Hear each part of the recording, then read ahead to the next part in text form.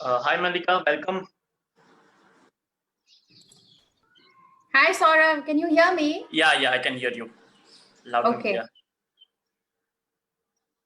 So we will just start in 5 minutes, six. Yeah, I wanted to do a sound test before, so chalo, Yeah, let's sure, start. sure, sure. Yeah, Okay, so we are good. We've done the sound test. yes. Okay.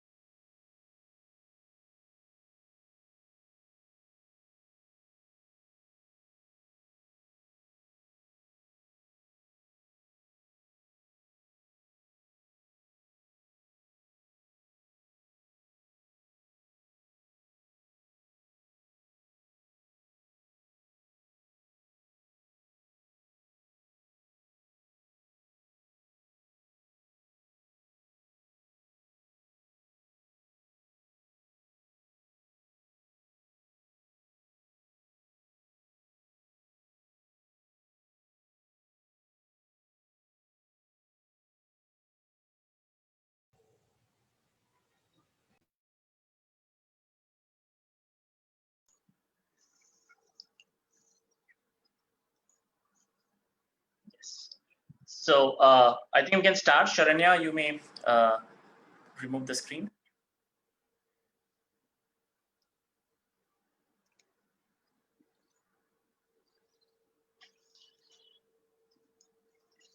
So good evening, everyone. It's indeed my pleasure to welcome Mallika from Tata Trust and also my former colleagues from Swachh Bharat Mission.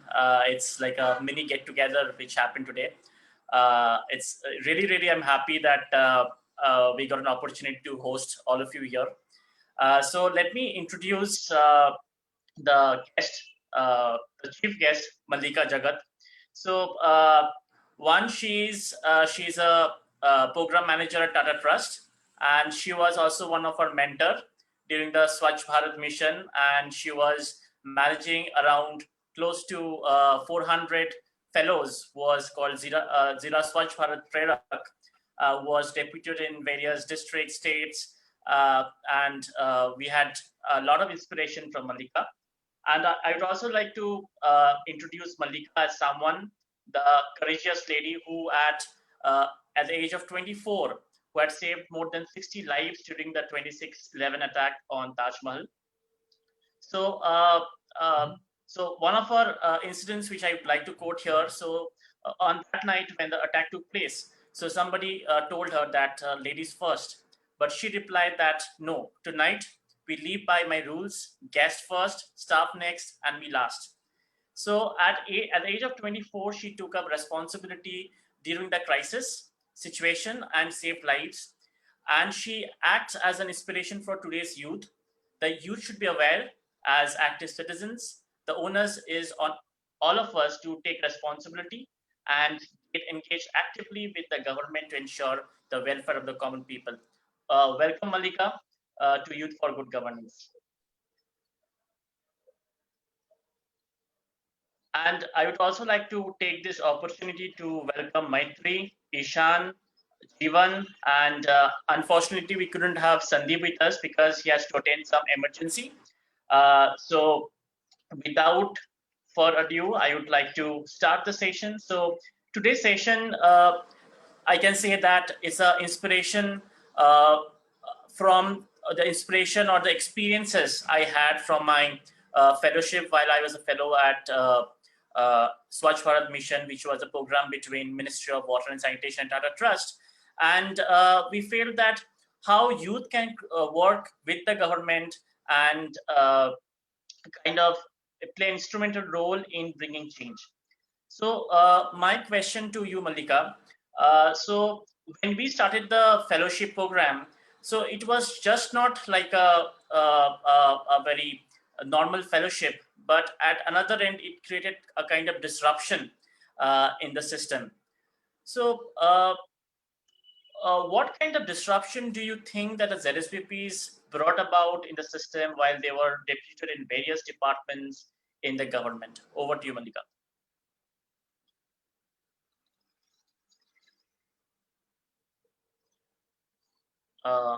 Is she there or we just lost her connection? Yeah. Yes, Mallika, we can hear you. Not audible.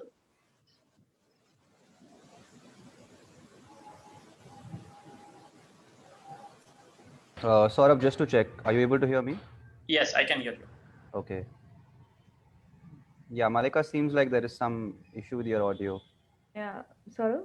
Yeah, now it's audible. Yeah. Mallika, do you want to try rejoining?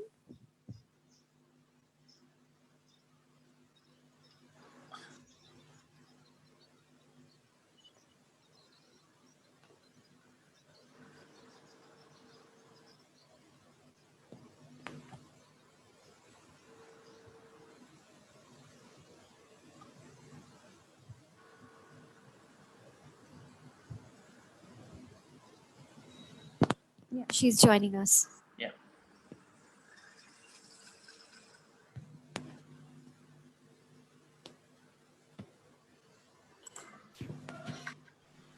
Is this better? Yes, much Yes. better. Thank you. That was mom. Okay. So sort of to answer your question about disruptions in the government system, just one second.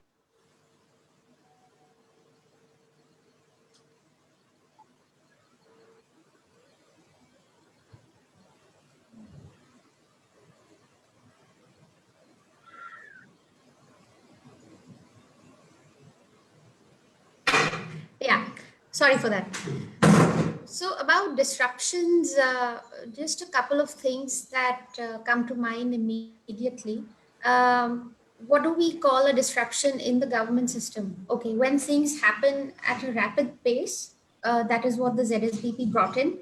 There was systematic infusion of young talent, and they were accountable for the work that they did. They took charge. Uh, that is not something that you see every day across the government. There are very few who are accountable and who take responsibility for the tasks at hand.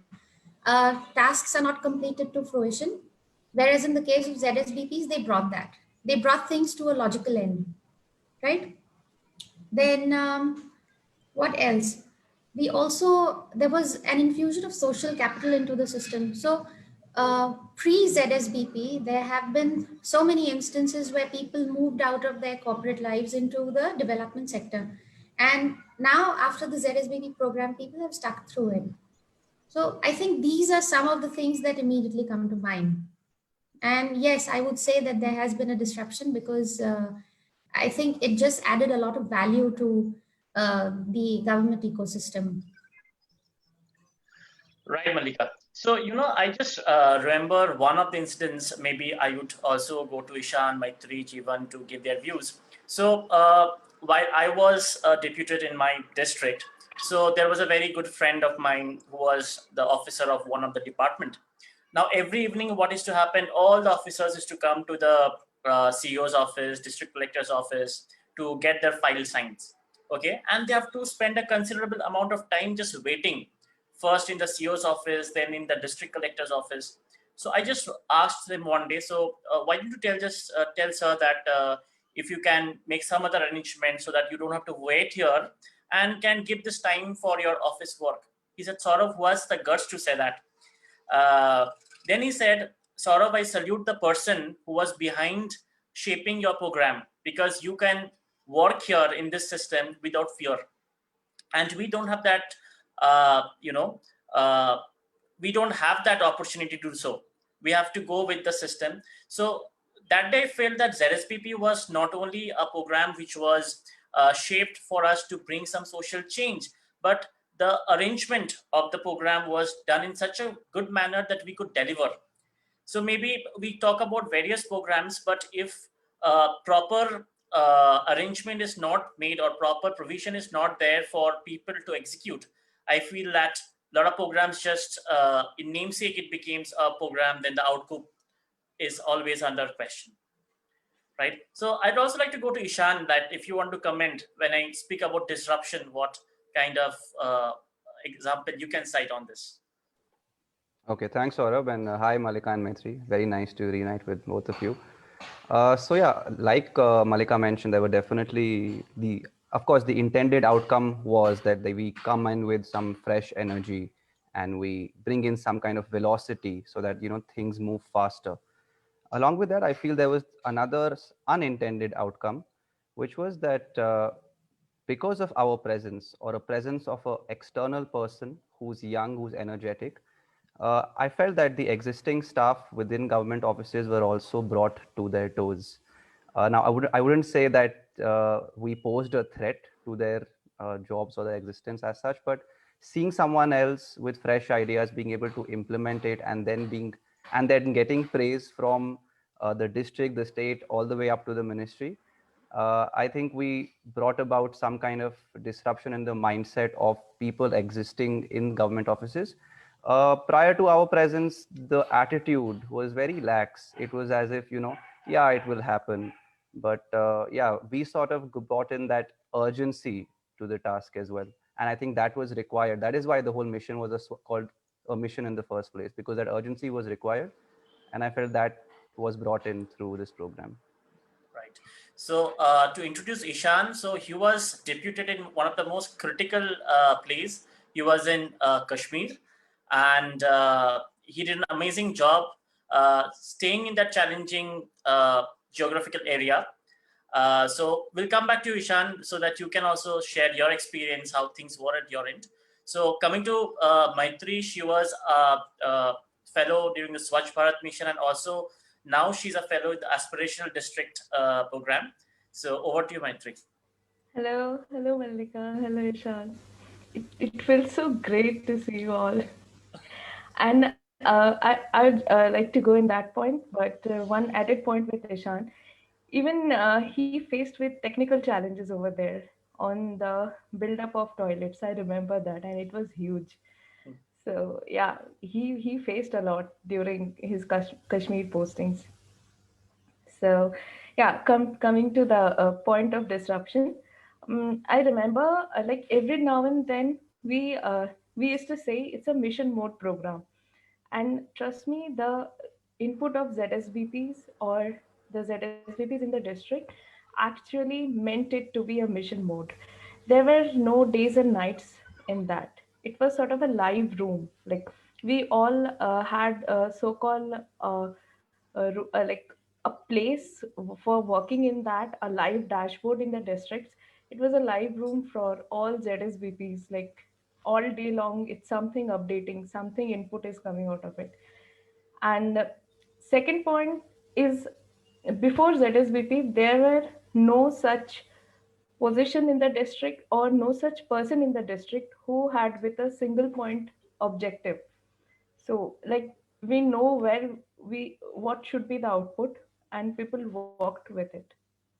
And the second part was really helpful for me. So there were same ZSBPs all around the district, and there was a healthy collaboration, and as well sometimes a healthy competition that kept us moving always. So yeah, those were quite a unique thing in a government system. And as you mentioned, the communication bridge. So we were that kind of person who had very easy accessibility to the highest authority in the district, and as well to a Swachhta Grahi and also to a beneficiary at same pace. The easier way they used to connect us, the easier way we used to connect the officials. So that bridge was very much essence of the whole mission. So I think that's the main disruption happened for ZSBBs. Right. Mallika, so we directly came to the topic of disruption, but I think for the larger audience who are not part of the system or who are not aware it, so if you could also throw a light about what was the thinking which went behind, uh, designing this program, and also like because now with the smart city and everything coming, we are repetitively talking about citizen engagement, how youth can be better engaged, and so I feel that it is a very very good model which was a successful one. So for the knowledge of the audience, if you could throw a light on this. So, before the scale up of the ZSBP program that happened in 2017, in 2016, the Tata Trusts had piloted this program in 3 states. One was Gujarat, where they deployed a few ZSBPs in a couple of districts here, then some in Nagaland and in Mizoram. So 3 states were piloted, and products were put up with the DM and DC's office to see how things would convert. And because that was a success, that is when Ministry of Drinking Water Sanitation, Mr. Iyer, reached out to Venkat at the Tata Trust, who was the managing trustee at the time, and they decided to see if we can scale this up. And what would it take for us to scale this up? So naturally, at that point of time, the Prime Minister had been, calling out for a lot of contributions, and basically, the Prime Minister was calling out, uh, you know, sort of an outreach to, it's not our outreach, sorry, a reach out to the private sector. And that is when the trust decided that there are certain places where there can be an alignment. And that is how this whole thing happened. And from thought from design to implementation, I think there was just a window of 100 days in which we started, I think the first round of interviews for recruiting the ZSBPs happened in Jan. And then we were just a team of 5 to 7 people, and that got scaled up. So January onwards, we started the interview system, and the first batch was rolled out in March. And then subsequent batches of about 30, 40 products. We did trainings in Delhi and then deployment. Trainings in Delhi and deployment. So we had about 12 batches or 11 batches that rolled out between 17 and 18. And the last batch was trained in Kashmir. You were there, Ishaan. And that was the latest batch that we had hired specifically from that university in Kashmir. So that is how it all happened. Right. And Mallika, how was your experience managing so many fellows, having so many different background? Some people were aware of the system, some were not, and with their different ways of communications. So how was your experience, and how did the team manage to settle everything in one place? Okay, so it has not been easy. It was not easy, especially because we were also, sorry about the noise, children problem. playing outside. It's very noisy. So, and my mom says, don't say anything to them because you're working from home. It's time for them to play. That is true. Okay. What was good about it? One is, of course, you're part of this. Of course, you were not a prerak, so we didn't have the touch and feel of what you guys were going through. But because of the fact that we were always connected to so many of you at any given point of time, we could see the problems and the challenges that you guys were facing. But at the same time, at our end, we were also in constant firefighting mode. Sometimes things required for us to act immediately. You know, if there are difficult situations, like for example, if a prerak is not being utilized to the best of their ability, or they are being troubled by some reason, they had to be immediately pulled out of that particular district and redeployed somewhere else. So we had to act immediately.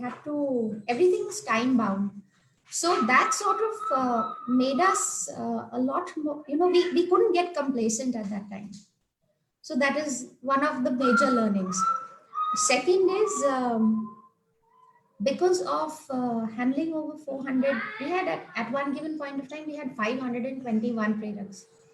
And because of course the attrition rate it fluctuates. So we had on an average about 400 to 450 products, give and take, for about a year. And across different geographies, the highest numbers being in UP. And then you keep getting calls of all of all kinds of complaints. Of course, you get good news calls as well, but a majority of them were sort of SOS, and you had to be ready 24/7. Sometimes 12 o'clock at night, sometimes at 6 in the morning. And the strange part was, this was not restricted to preraks calling us. There were district magistrates, there were mission directors that were calling people up at 12 o'clock at night and at 6 in the morning. I remember this distinctly. The mission director of Karnataka would phone up Divyang at 12 at night. Iska kya hua? So it wasn't always hunky dory. We had to be on our tiptoes all the time. I just remember one thing on a lighter note. Mr. Parameshwar Iyer once said, "Ki the number of complaints I get of the preraks, I will think that you are working properly then." But I think he also made it happen because he was very aggressive in his approach.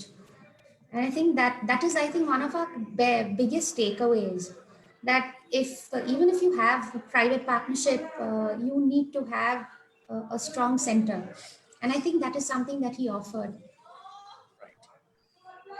Yes. So that takes me to another crucial question on the line of governance. So you see, after maybe 2014, there is, I think, a lot of space which is created in the governance space where private players are more and more entering. And now governance means not only government, but corporate, NGO, civil society all together. So what is your maybe takeaway or learning from this kind of a model that other organizations can take while they want to roll out or replicate such programs?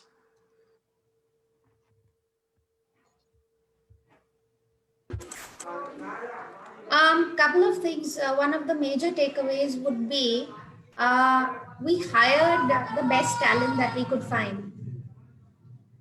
Okay, so Right. we didn't have to settle for mediocrity.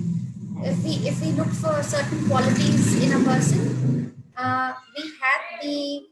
we had the bandwidth, we had the resources, and we had the we had the freedom to hire quality people on board.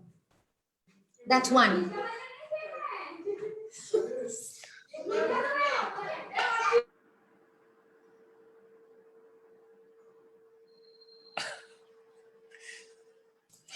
I'm on the ground floor.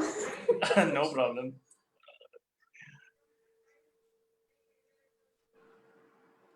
Acha, so anyway, yeah. So key takeaways. One is you look at demand base and don't look at a supply based model. What I mean is, if you have to give resources to the state, don't give them just because you have to. If it's a mandate, don't just do it for that reason. If there is a need, I think that is when it works best. So, like I mentioned earlier, if the prereq was not required, if the prereq was being treated as if he's redundant, then they had to be picked up and they had to be redeployed elsewhere. So you make sure that every resource that you have, you use them to the maximum.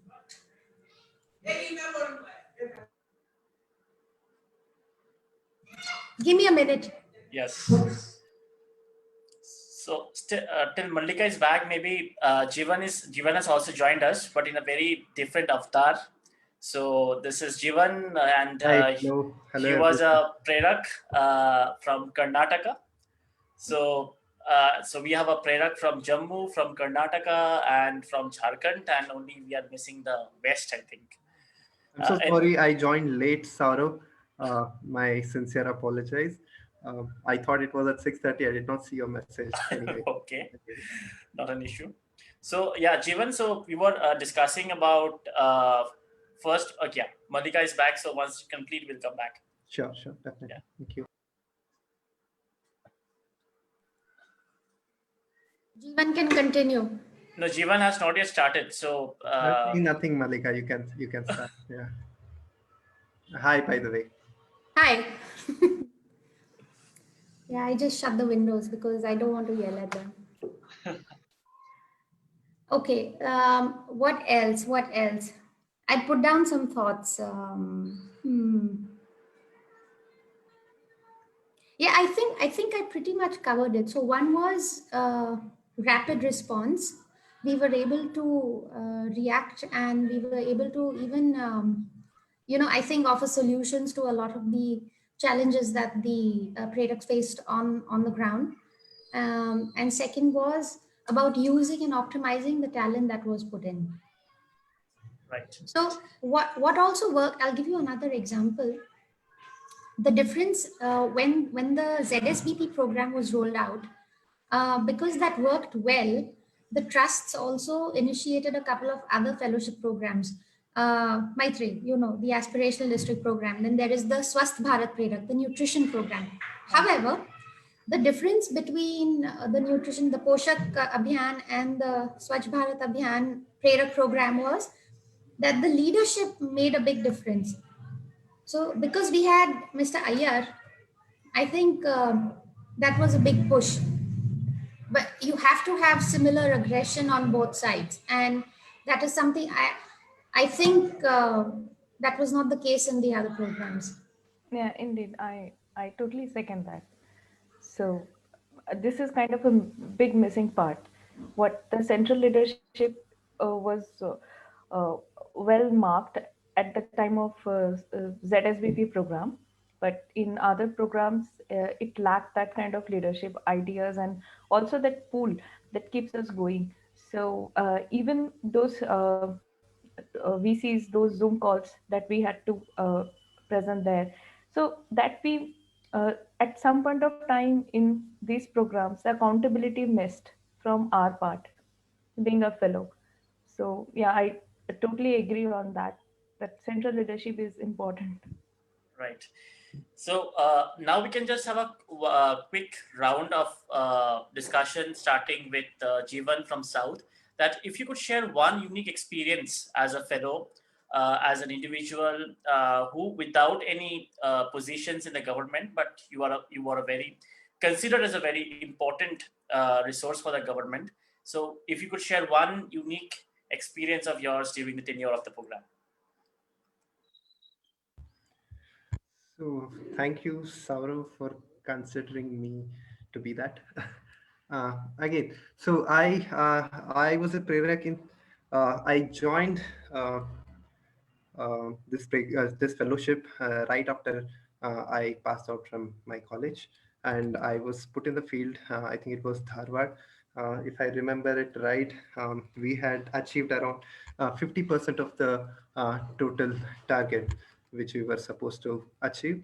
And the very day I went there, got a huge support, mainly because the CEO who was handling that particular department was very supportive. She understood the importance of us youths, basically fellows going there, and willing to make some changes in the district in terms of implementing it successfully. That is one thing.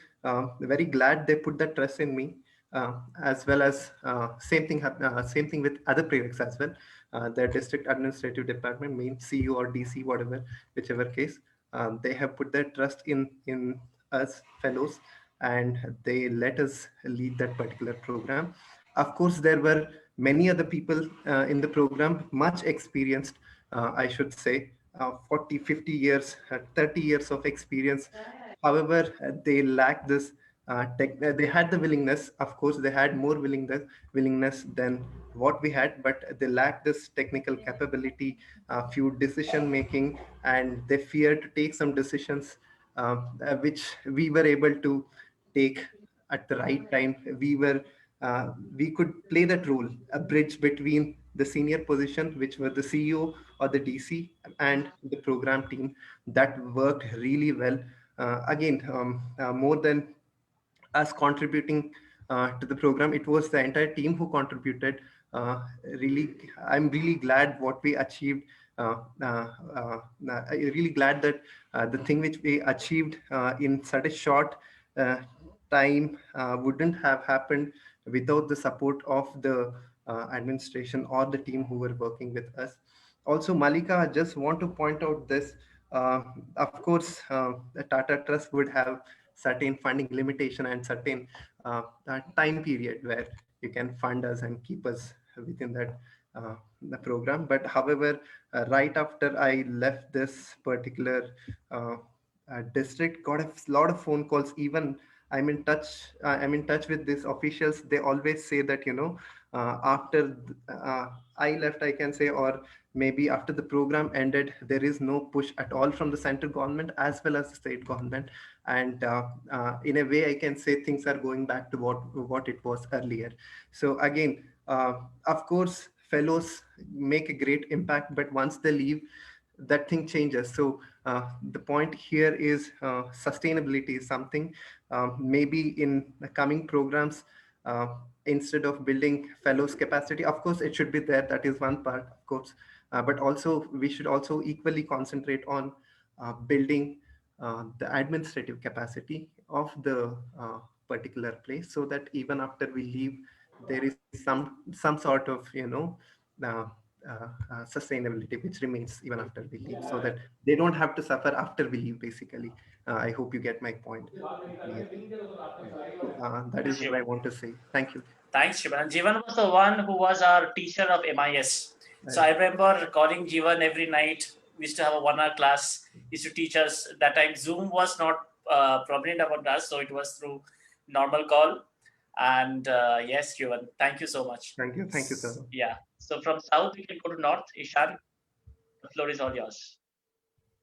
Okay, so the thing that coming to my mind is similar to the story uh, Jeevan just mentioned, and this is to do with MIS. Now, when I was new in the district, of course, you first at first you're not even taken seriously. You're like an outsider. You don't really understand the local context, the language. But in the manner that we were trained, we our training laid a huge amount of thrust on the importance of MIS, or just the importance of monitoring progress in terms of numbers. Now, this was something that was not in place in my district at all. So the officials were not really serious about MIS, and they in fact did not even give much importance to Swachh Bharat mission to begin with. So I encountered a lot of arguments with my reporting officer on how important it was to monitor the toilets we are building, the toilets we are geotagging. There were many conflicts that way. Now, the interesting thing is that 6 months down the line, I was transferred to another place. But this officer then used to call me and ask me doubts about MIS, because then he later realized how important MIS is. And then he was like, oh, I had a good resource person that I missed out on.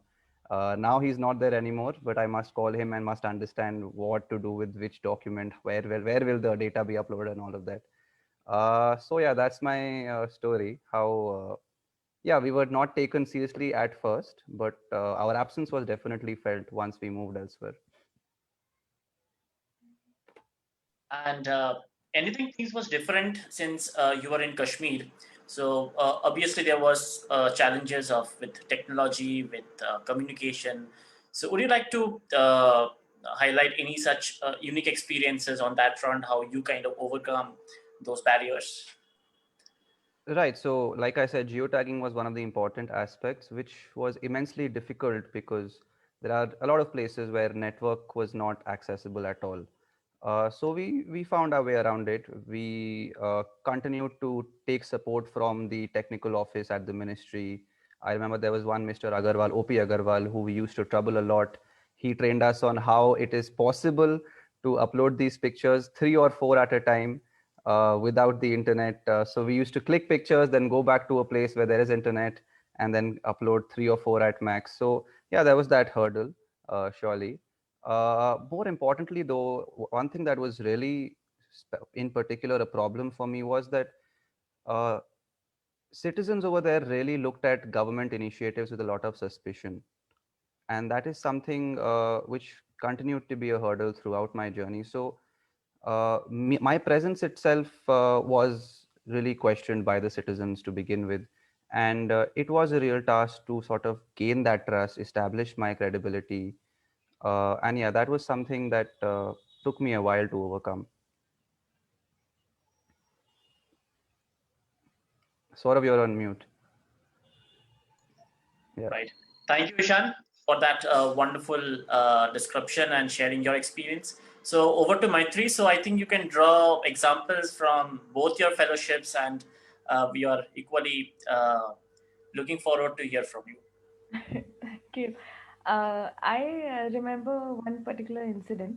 So I would like to talk about the behavioral change communication that we emphasized a lot while we were going into the community. So there were a few meetings that used to held in panchayats in the evening, particularly after office. So after office, those were our regular jobs to go into those meetings and talk about it and influence people how they should adopt it. They should own that infrastructure. It's not about just a structure. So it kept on going. And I think after 5 6 months I started really questioning myself what I'm doing every day after those MIS structures and everything you see and all.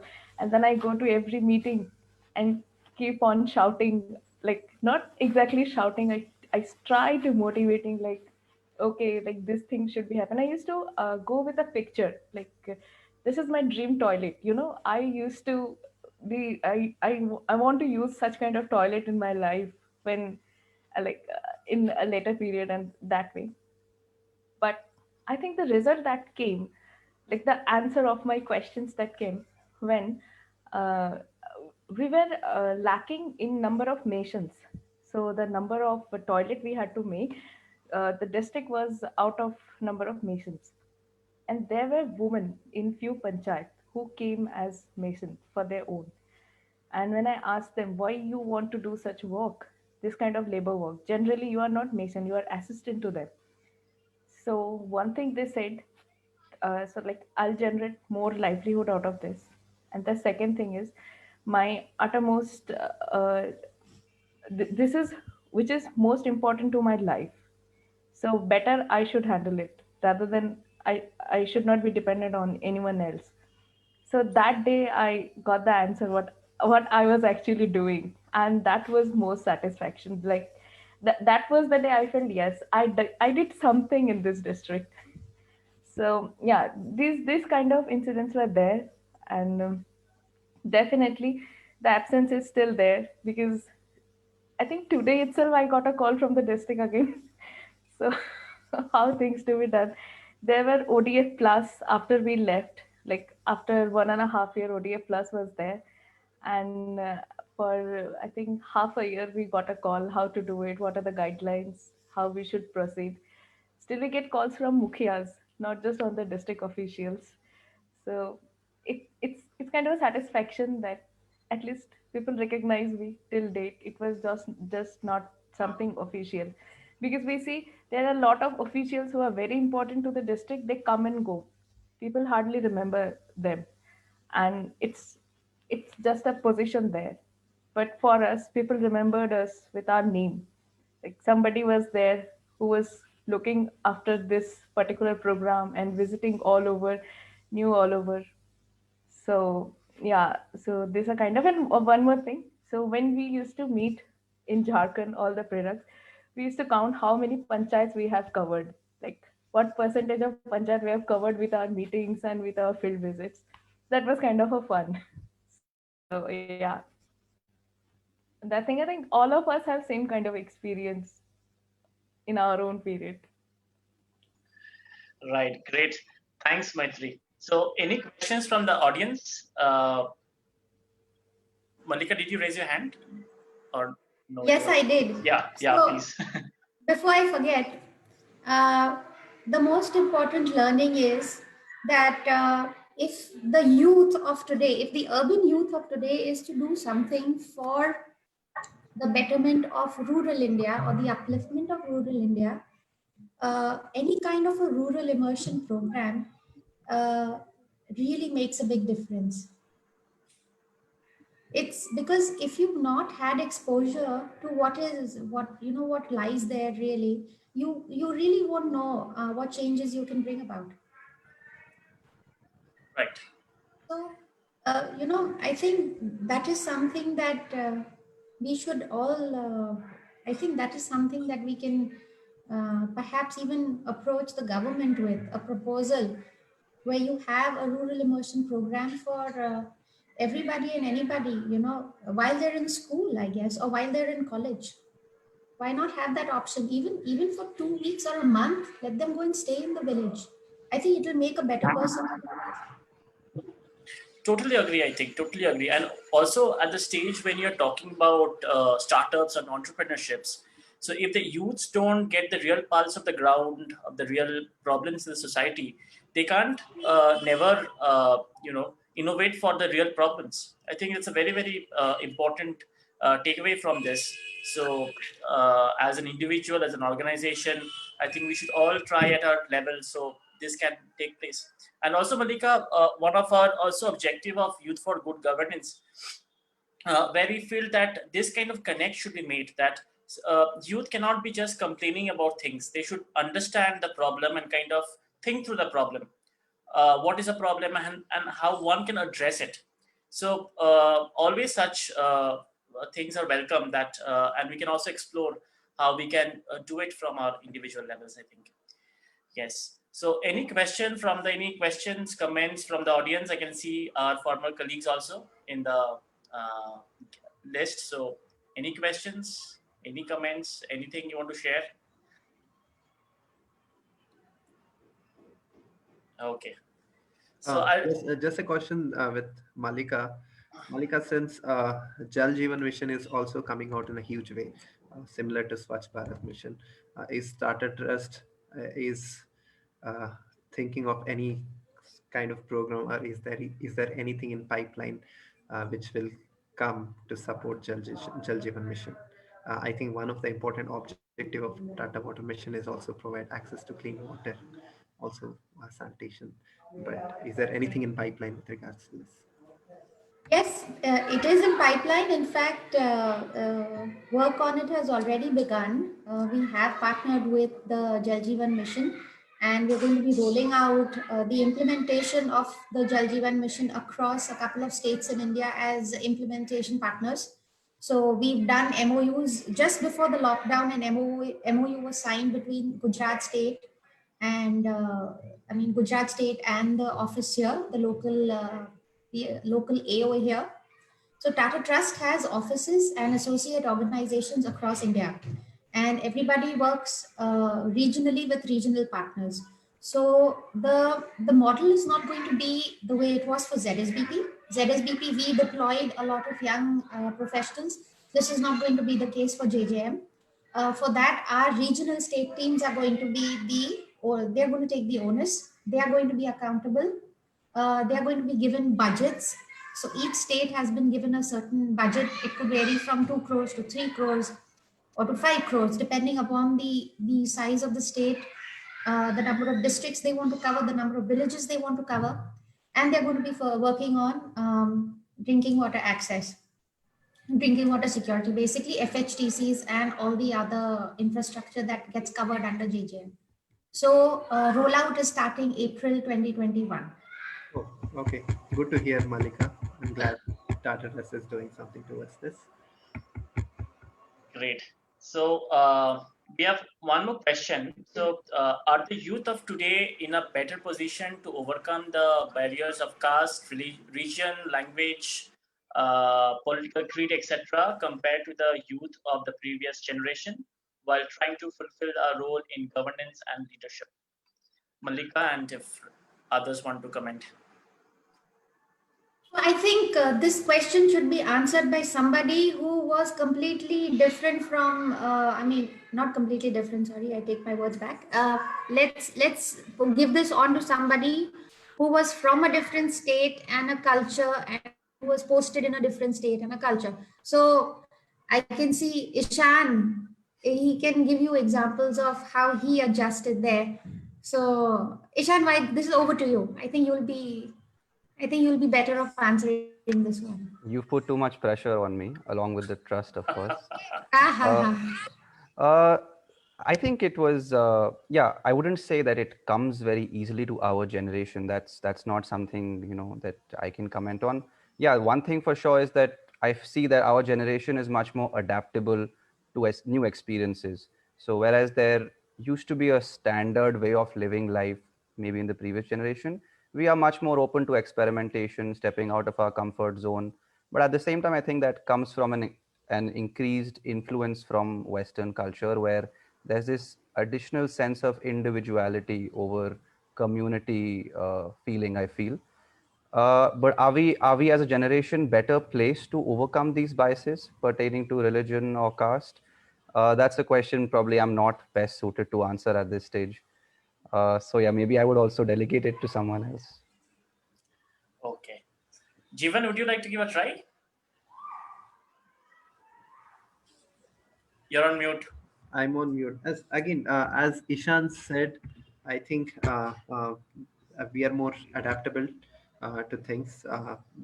By generation to generation, our focus uh, has been less on the other things, as you mentioned, caste, religion, etc., etc. Uh, uh, I think also I would like to. Maybe it's an observation that the youth is more concentrated towards personal development uh, these times than having their focus on other uh, trivial things. Would not be. I have not done much observation in these terms, but however, I have seen this trend changing from a generation to generation, that we have been evolving in different ways. And also there's again there's good things coming out, bad things coming out together.